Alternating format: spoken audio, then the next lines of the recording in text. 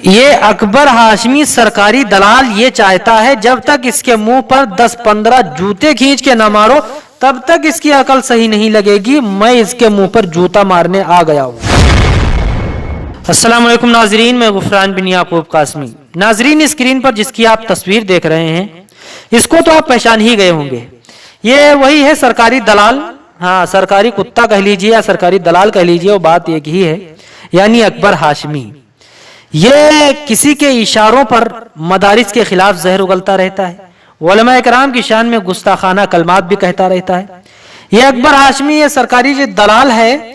تو اس نے کل ویڈیو اپلوڈ کیا تھا جس میں بتایا تھا کہ مولانا ارشد مدنی کافر ہو گئے ہیں، ایمان سے نکل چکے ہیں. ان کو چاہیے کہ وہ تجدید ایمان اور تجدید نکاح دونوں کریں. اس طرح کی بات اس نے اپنے چینل پر کہی تھی.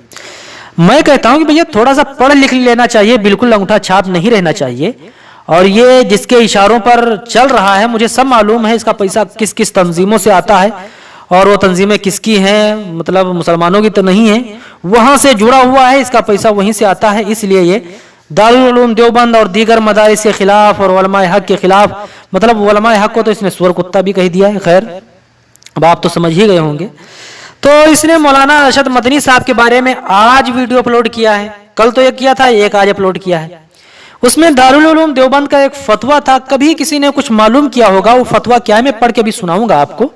تو سوال کیا ہے، پھر دارالعلوم دیوبند کا جواب کیا آیا تھا، فتویٰ کیا تھا، اور کہاں مولانا ارشد مدنی صاحب کی وہ بات اللہ اور اوم والی آدم والی وہ بات، اور کہاں وہ فتویٰ، مطلب کیسے اس نے جوڑ دیا ہے. اور اس نے کہا ہے کہ اس فتوے کے مطابق مولانا ارشد مدنی کافر ہو گئے لوگ ہیں.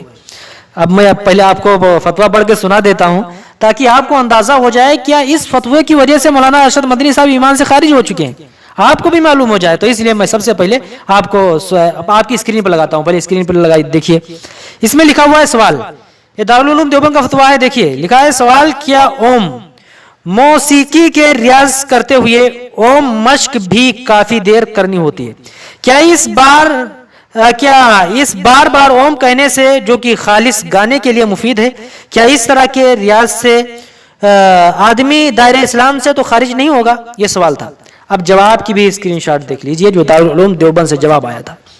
لکھا بسم اللہ الرحمن الرحیم، گانا بجانا بجائے خود منکرات اور معاصی میں سے ہے، اور اس کی مشق کے لیے اوم جو غیر مسلموں کا مذہبی شعار ہے اس کا بار بار تلفظ تو اور بھی برا ہے، بلکہ اس میں اندیشہ کفر ہے. ایک مسلمان کے لیے اس طرح کی مشق شرعاً جائز نہیں. اب اکبر ہاشمی کا جو ویڈیو آپ نے سنا ہوگا تو آپ نے بھی مطلب یہ سنا ہوگا، یہ بار بار اس میں کہہ رہا ہے اپنی ویڈیو میں، اور کرت کے ساتھ کہہ رہا بلکہ اس میں اندیشہ کفر ہے، اندیشہ کفر ہے. تو اندیشہ کفر کی وجہ سے کیا مولانا ارشد مدنی صاحب ایمان سے خارج ہو گئے؟ اور سوال یہ تھا کہ موسیقی جو بجتی ہے اس میں ہم کو بار بار اوم کہنا پڑتا ہے، کیا یہ جائز ہے؟ اب سمجھیے. تو مولانا ارشد مدنی صاحب نے کب بار بار اوم کہا ہے اور کب پوجا کرنے چلے گئے؟ مولانا ارشد مدنی صاحب نے جو بیان دیا تھا تو جاہل اور سرکاری دلال، سرکاری غلام اور RSS کے جو ایجنٹ ہیں ان کے سمجھ میں نہیں آئے گا. اب یہ اکبر ہاشمی RSS کا ایجنٹ ہے بھیا، اور یہ سرکاری دلال ہے، تو دلالوں کی بات سمجھ میں نہیں. مولانا ارشد مدنی صاحب کی بات بھیا کہاں تھی؟ اللہ، منو، آدم، تو وہ بھائی تم ان کو ایشور کہتے ہو یا گاڈ کہتے ہو، اور ہم ان کو اللہ کہتے ہیں، تم ان کو اوم کہتے ہو، یہ بات تھی. اور کہاں کا ہے دارالعلوم کا فتویٰ اور کہاں سے ان کو جوڑ دیا؟ اب سمجھ گئے ہوں گے کہ یہ کتنا بڑا مفتی ہے.